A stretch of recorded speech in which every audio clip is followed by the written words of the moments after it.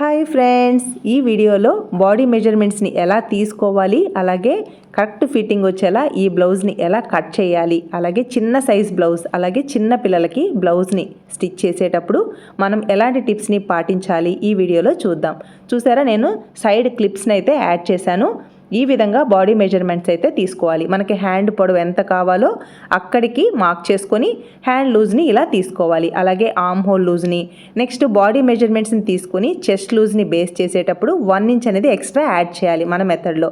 కానీ ఆర్మ్ హోల్కి మాత్రం 1 ఇంచ్ అనేది యాడ్ చేయకూడదు. పైన పిక్లో యాడ్ చేశాను చూసారా, ఫ్రంట్ నెక్ వచ్చి అలా కట్ చేయాలి. అలాగే బ్యాక్ నెక్ వచ్చేసి ఈ విధంగా కట్ చేయాలి. చిన్న పిల్లల బ్లౌజ్ కాబట్టి ఫ్రంట్ నెక్ కానీ బ్యాక్ నెక్ కానీ ఎక్కువ డీప్ అనేది ఇవ్వకూడదు.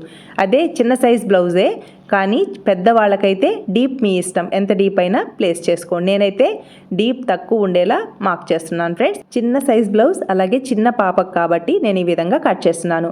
ఇక్కడ చిన్న సైజ్ బ్లౌజ్ కాబట్టి 70 సెంటీమీటర్ల క్లాత్ అనేది సరిపోతుంది. ఇక్కడ లైనింగ్ని నీట్గా షింక్ చేసి ఐరన్ చేసుకున్నాను. డబల్ ఫోల్డింగ్ మీద ప్లేస్ చేశాను. బ్యాక్ ఓపెన్ బ్లౌజ్ కాబట్టి ఫస్ట్ బ్యాక్ పార్ట్ని కట్ చేస్తాము. అందువల్ల ఓపెన్స్ నా వైపు, ఫోల్డింగ్ అటువైపు ఉండేలా ప్లేస్ చేసుకోవాలి. ఇక్కడ నా వైపు కోరాస్ ఉన్నాయి కదా, ఈ కోరాస్ నీట్గా ఉండేలా ఇలా ఎల్ స్కేల్ హెల్ప్తో ఇలా పై వైపుకి లైన్ అయితే డ్రా చేసుకోవాలి. చిన్నపిల్లల బ్లౌజ్ కాబట్టి ఇక్కడ లెహంగాస్ మీదకి వేసుకున్నప్పుడు మనకి నడుము కనిపించకుండా బ్లౌజ్ పొడవు అనేది కొంచెం ఎక్కువ తీసుకుంటున్నాను. లేదు మీరు పెద్దవాళ్ళకి ఒకవేళ 30 కానీ 32 సైజ్ బ్లౌజ్ అయితే, అంటే 30 కానీ 32 ఇంచుల బ్లౌజ్ అయితే మీరు బ్లౌజ్ పొడవు అనేది మీ ఇష్టం. ఇక్కడ చిన్న పాపకు కాబట్టి నడుము కనిపించకుండా నేను బ్లౌజ్ పొడవు అయితే 15 ఇంచులు తీసుకుంటున్నాను. పై వైపున క్రింది వైపున ఖర్చు కోసం ఒక 1 ఇంచ్ అనేది ఎక్స్ట్రా తీసుకుంటున్నాను, అంటే 1 ఇంచ్ అనేది ఎక్స్ట్రా తీసుకుంటున్నాను. అందువల్ల బ్లౌజ్ పొడవు 16 ఇంచులకి మార్క్ చేస్తున్నాను అనమాట. అలాగే ఫ్రెండ్స్, ఈ వీడియో మీకు యూస్ఫుల్ అనిపిస్తే ఒక్క లైక్ ప్రెస్ చేయండి. మీరు ఇచ్చే లైక్స్ వల్ల మన వీడియోస్ ఎక్కువ మందికి రీచ్ అవుతాయి, అందరికీ యూస్ఫుల్ అవుతుంది కదా ఫ్రెండ్స్. అలాగే మన ఛానల్ని ఎవరైనా ఫస్ట్ టైం చూస్తున్నట్లయితే ఛానల్కి సబ్స్క్రైబ్ అవ్వండి.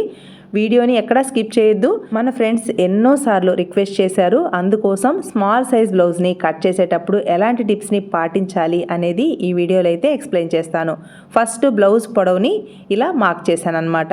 నెక్స్ట్ ఈ క్లయింట్ చెస్ట్ లూజ్ వచ్చేసి 29 ఇంచులు, కానీ మన మెథడ్లో 1 ఇంచ్ అనేది యాడ్ చేసుకోవాలంటే 30 ఇంచులకి చెస్ట్ లూజ్ వస్తుందన్నమాట. ఇక్కడ బ్లౌజ్ అనేది 4 మడతల మీద ఉంటుంది కదా, అందువల్ల ఇక్కడ నుంచి, అంటే ఇక్కడ మనకి మార్కింగ్ ఇచ్చాను కదా, అక్కడ నుంచి చెస్ట్ లూజ్ అనేది 7.5 ఇంచెస్కి వస్తుంది. అంటే 4వ భాగం, 30ని 4 చేత భాగిస్తే 4వ భాగం 7.5 ఇంచెస్కి ఈ విధంగా మార్కింగ్ చేసుకోవాలి. ఖర్చు కోసం 1.5 ఇంచ్ అనేది ఎక్స్ట్రాగా మార్క్ చేసుకోవాలన్నమాట. చూసారా, ఈ విధంగా. ఇక్కడ లైనింగ్ చాలా పెద్దదిగా తీసుకున్నారు అనుకుంటారేమో, ఈ లైనింగ్ నాకు 3 మీటర్స్ లైనింగ్ అయితే ఉంది. అందువల్ల నీట్గా షింక్ చేసి ఐరన్ చేసేసాను. ఈ బ్లౌజ్కి ఎంత క్లాత్ అయితే అవుతుందో ఆ క్లాత్ని కట్ చేసేసి మిగిలిన క్లాత్ని అయితే ఫోల్డ్ చేసుకుంటాను. ఒకేసారి మనం 60 సెంటీమీటర్స్ కానీ 70 సెంటీమీటర్స్ కట్ చేయడం ఎందుకు, ఈ బ్లౌజ్కి ఎంత క్లాత్ అయితే సరిపోతుందో ఆ క్లాత్ని అయితే యూస్ చేసేసి మిగిలిన క్లాత్ని ఫోల్డ్ చేసేస్తాను అనమాట.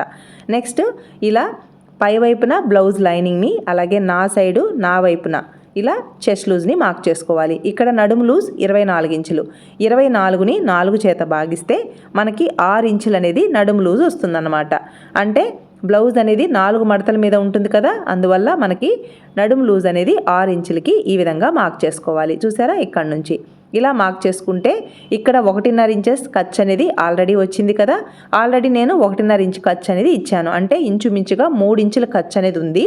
డాట్స్ కోసం ఆల్రెడీ ఖర్చు ఉంది, సైడ్ జాయింట్ దగ్గర కూడా ఖర్చు ఉంది, కాబట్టి ఎక్స్ట్రా ఖర్చు తీసుకోవాల్సిన అవసరం అయితే మన మెథడ్లో లేదు ఫ్రెండ్స్. నెక్స్ట్ నా మెథడ్లో చెస్ట్ లూజ్ని బేస్ చేసుకొని నేను షోల్డర్ని అయితే మార్క్ చేస్తాను. ఇది చిన్న సైజ్ బ్లౌజ్ కదా, అందువల్ల షోల్డర్ 5 ఇంచులకి మార్క్ చేస్తే సరిపోతుంది అనమాట. ఇక్కడ స్ట్రెయిట్గా పై వైపుకి లైన్ని డ్రా చేశాను కదా, అక్కడి నుంచి 5 ఇంచులకి ఈ విధంగా షోల్డర్ని అయితే మార్క్ చేసుకోవాలి. ఖర్చు కోసం ఒక పాదం ఇంచుని మార్క్ చేశాను. పాదం ఇంచ్ అంటే 1/2 ఇంచులో 1 పాయింట్ తక్కువ అనమాట. నెక్స్ట్ ఇక్కడ షోల్డర్ వచ్చేసి నేను 2 ఇంచులకి మార్క్ చేసుకుంటున్నాను. ఖర్చు కోసం ఒక 1/4 ఇంచ్ ఎక్స్ట్రా అనమాట. అంటే మనకి ఇక్కడ మెడ పీసు లేదా నెక్ లైన్ స్టిచ్ చేయడం కోసం ఒక 1/4 ఇంచ్ అనేది ఎక్స్ట్రాగా తీసుకుంటున్నాను. ఇక్కడ షోల్డర్ స్ట్రిప్ ఎంత సన్నగా తీసుకున్నా, నెక్ మీరు ఎంత బ్రాడ్గా ఇచ్చినా కూడా షోల్డర్ అనేది డ్రాప్ అవుదనమాట. బ్యాక్ పార్ట్లో నెక్ డీప్ అనేది నేను 6 ఇంచులకి మార్క్ చేస్తున్నాను. బ్యాక్ పార్టే కాబట్టి మీ ఇష్టం అనమాట. 7 ఇంచులకైనా మార్క్ చేసుకోండి, 8 ఇంచులకైనా మార్క్ చేసుకోండి, మీ ఇష్టం. నేనైతే చిన్న పాపకు కాబట్టి 6 ఇంచులకు మాత్రమే బ్యాక్ నెక్ డీప్ని అయితే మార్క్ చేస్తున్నాను. అలాగే ఇక్కడ పిక్లో చూపించాను చూసారా, ఇలా వి షేప్ వచ్చేలా బ్యాక్ నెక్ని అయితే డ్రా చేస్తున్నాను. ఇక్కడ నెక్ ఎంతైతే ఉందో సేమ్ అదే మార్కింగ్ని ఇలా స్ట్రైట్గా బాక్స్ షేప్లో డ్రా చేసుకోవాలి. బ్యాక్ పార్ట్లో వీ నెక్ కాబట్టి వీ నెక్ మరీ స్ట్రైట్గా కాకుండా కొంచెం ఇలా కర్వ్ షేప్ వచ్చేలా డ్రా చేస్తున్నాను. మీకు బ్యాక్ పార్టే కాబట్టి నెక్ డీప్ అనేది మీ ఇష్టం అనమాట. ఇలా కొంచెం కర్వ్ షేప్ వచ్చేలా డ్రా చేశాను. ఆల్రెడీ నెక్ పైకి ఇచ్చాను కాబట్టి ఇలా స్ట్రైట్గా వీ నెక్ని డ్రా చేస్తే మొత్తం క్లోజ్ అయిపోయినట్టుగా ఉంటుంది. అందువల్ల కొంచెం ఇలా బ్రాడ్ వచ్చేలా 6 ఇంచులకైతే బ్యాక్ నెక్ డీప్ని అయితే మార్క్ చేశాను. బాడీ మీద మెజర్మెంట్ తీసుకున్నప్పుడు ఆర్మ్ హోల్ లూజ్ 13.5 ఇంచెస్ ఉంది కదా, మనకి కరెక్ట్గా అలాగే తీసుకోవాలి. ఏ మాత్రం ఎక్కువ తక్కువలు తీసుకోకూడదు అనమాట. రౌండ్గా తీసుకున్నాం కాబట్టి ఇక్కడ 13.5 ఇంచెస్లో సగం తీసుకోవాలి. అంటే 6.35 ఇంచెస్కి మనకి ఆర్మ్ హోల్ డౌన్ మ్యాచ్ అయ్యే విధంగా చంక డౌన్ని లేదా ఆర్మ్ హోల్ డౌన్ని 5 ఇంచులకి మార్క్ చేస్తున్నాను. ఇక్కడ షోల్డర్ కూడా 5 ఇంచులకి మార్క్ చేస్తున్నాను. ఇలా ఈ రెండు మార్కింగ్ని ఎల్ షేప్లో కలుపుకోవాలన్నమాట.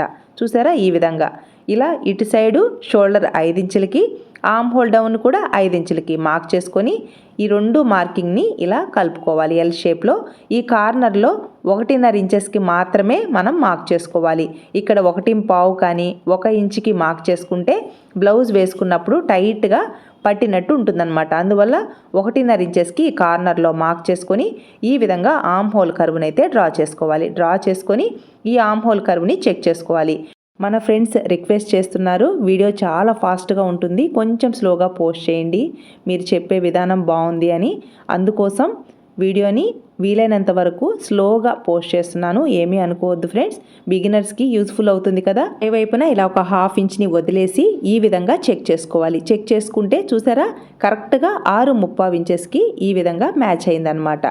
చూసారా, మీకు నీట్గా అర్థం అవడం కోసం మళ్ళీ చూపిస్తున్నాను. ఈ చెస్ట్ లూజ్ దగ్గరికి కరెక్ట్గా 6.35 ఇంచెస్కి నాకు ఆర్మ్ హోల్ లూజ్ అనేది కరెక్ట్గా మ్యాచ్ అయింది. సపోజ్ ఒక పాయింట్ కానీ ఇంకొంచెం ఎక్కువ వచ్చినా మీరేం వర్రీ అవ్వాల్సిన అవసరం లేదు. కరెక్ట్గా 6.35 ఇంచెస్కి అనేది మ్యాచ్ అవ్వాలి.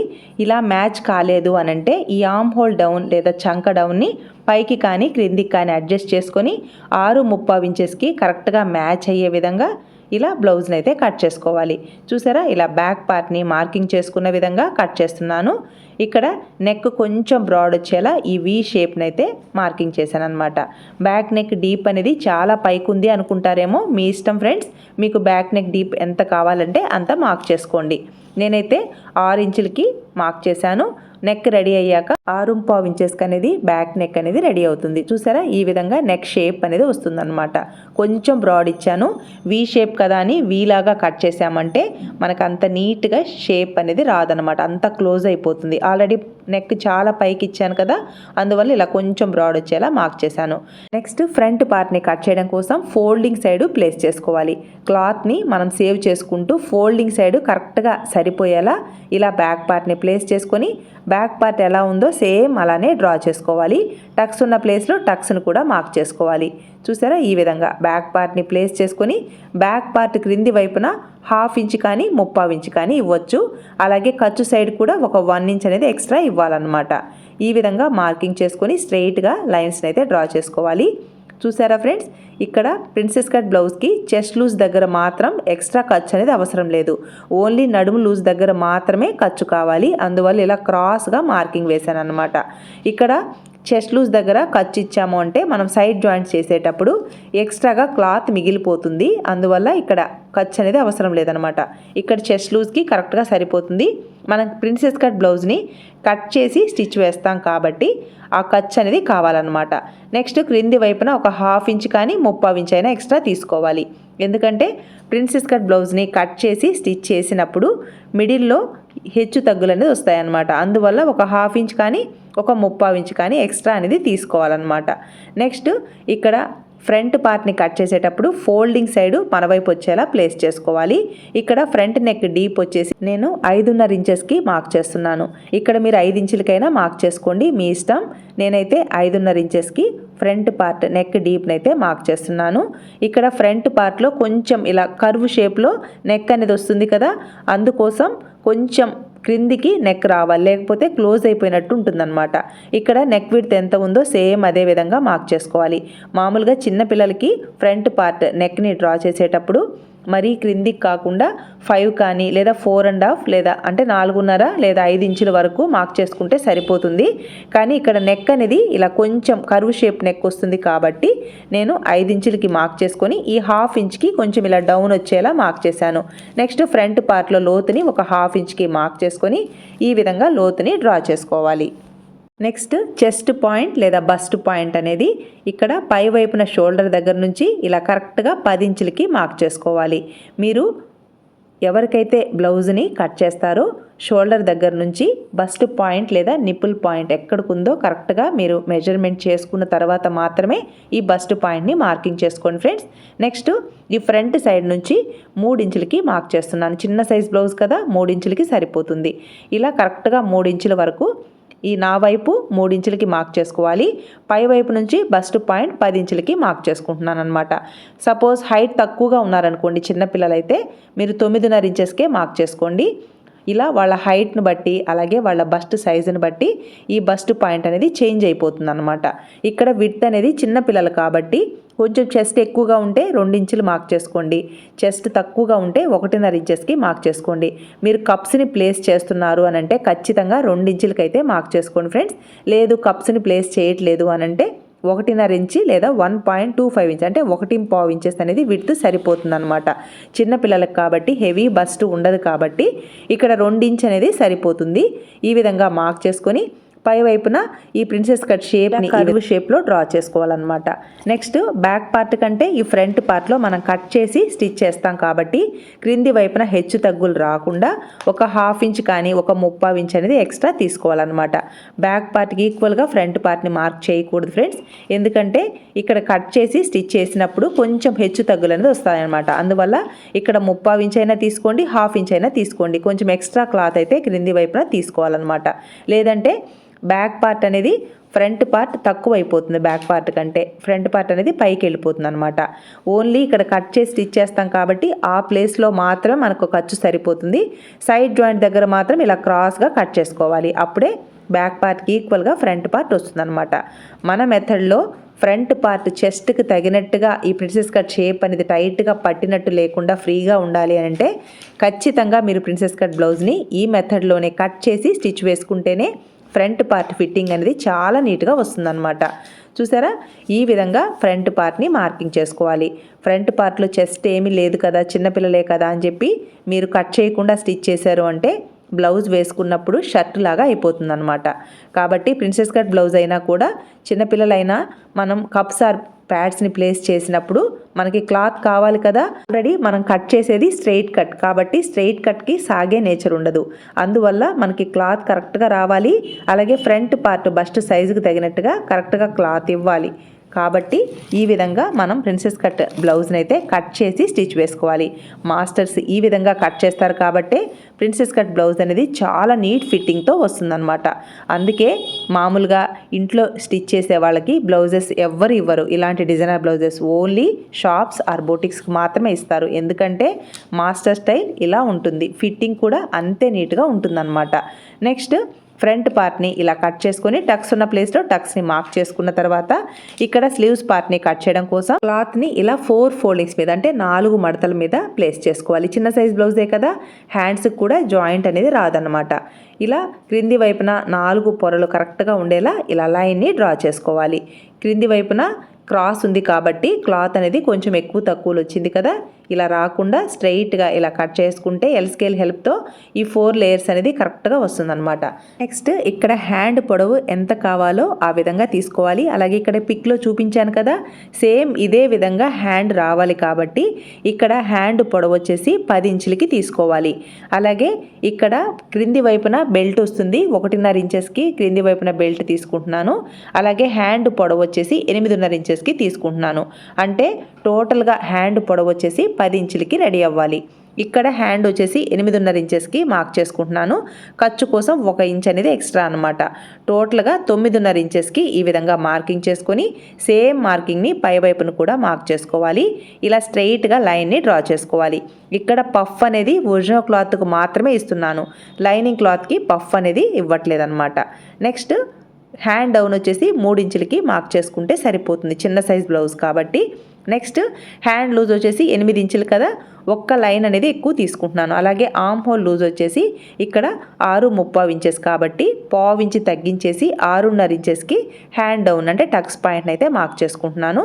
నెక్స్ట్ ఇక్కడ హ్యాండ్ లూజ్ 8 ఇంచులు కదా, అంటే 4 ఇంచులు లేదా 4 ఇంచులకు ఒక్క పాయింట్ ఎక్కువ ఇవ్వండి. బాడీ మీద తీసుకున్న దానికి మనం బ్లౌజ్ వేసుకునేటప్పుడు కొంచెం లూజ్ ఉండాలి కాబట్టి ఒక్క పాయింట్ ఎక్కువ వచ్చేలా హ్యాండ్ లూజ్ని మార్క్ చేసుకొని ఖర్చు కోసం 1.5 ఇంచెస్ని ఎక్స్ట్రాగా మార్క్ చేసుకుంటున్నాను. ఇక్కడ ఈ షోల్డర్ దగ్గర నుంచి 1.5 ఇంచెస్కి మార్క్ చేసుకొని ఇక్కడ టక్స్ పాయింట్ వచ్చేసి మనకి ఆర్మ్ హోల్ లూజ్ 6.35 ఇంచెస్ కదా బ్యాక్ పార్ట్లో, ఇక్కడ 1/4 ఇంచ్ తగ్గించేసి 6.5 ఇంచెస్కి మార్క్ చేసుకొని ఇలా హ్యాండ్ డౌన్ని మార్క్ చేసుకోవాలి. ఇలా మార్క్ చేసుకున్న విధంగా కట్ చేసుకోవాలి. టక్స్ ఉన్న ప్లేస్లో టక్స్ని మార్క్ చేసుకోవాలి. ఈ విధంగా మనం హ్యాండ్స్ పార్ట్ని కట్ చేసాము అంటే ఫిట్టింగ్ చాలా నీట్గా వస్తుందన్నమాట. అలాగే ఇక్కడ లైన్స్ని డ్రా చేసేటప్పుడు లెగ్ కర్వ్డ్ స్కేల్ని ప్లేస్ చేసుకొని ఇలా కొంచెం క్రాస్ వచ్చేలా మార్క్ చేసుకుంటే బ్లౌజ్ వేసుకున్నప్పుడు పట్టినట్టు లేకుండా నీట్గా ఉంటుంది. నెక్స్ట్ హ్యాండ్స్ పార్ట్కి లోతుని మార్క్ చేయడం కోసం ఈ టక్స్ పాయింట్ దగ్గర నుంచి 1 ఇంచుకి అలాగే క్రింది వైపున టక్స్ పాయింట్ దగ్గర నుంచి 1 ఇంచుకి ఈ విధంగా మార్క్ చేసుకొని మిడిల్లోకి ఈ విధంగా ఫోల్డ్ చేసుకోవాలి. ఇక్కడ కూడా ఒక 1/2 ఇంచ్కి లోతుని డ్రా చేసుకోవాలి. చిన్న సైజ్ బ్లౌజ్ కదా, 1/2 ఇంచ్కి లోతు అనేది సరిపోతుంది అనమాట.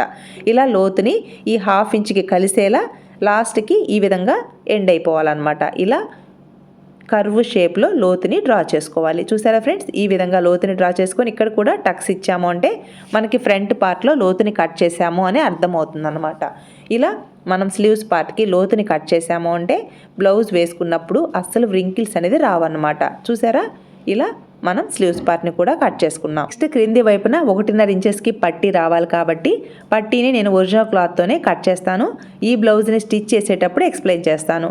నెక్స్ట్ బ్యాక్ పార్ట్కి ఎక్కడ క్లాత్ అయితే సరిపోతుందో అక్కడ ఇలా ప్లేస్ చేసుకొని చుట్టూ కట్ చేసుకోవాలి, ఒక 1/2 ఇంచ్ ఖర్చు ఉండేలా.